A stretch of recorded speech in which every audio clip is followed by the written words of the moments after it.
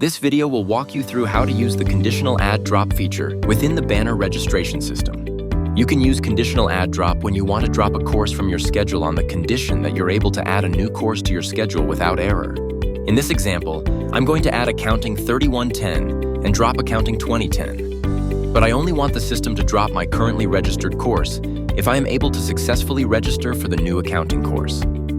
I'm going to select Drop from the drop-down menu and check the Conditional Add Drop checkbox and hit Submit. The system was unable to register me for the new course because I don't meet the prerequisites, and the error message confirms that my schedule was not changed, and I can remove that course from my registration summary.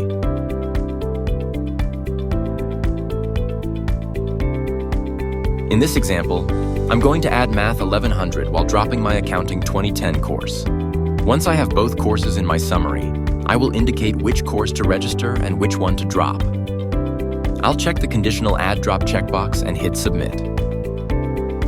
We can see from the message that the save was successful, and I've dropped my accounting course and added the math course in one submission. If you have questions about this or any other topic related to registration, the Registrar's office is here to help.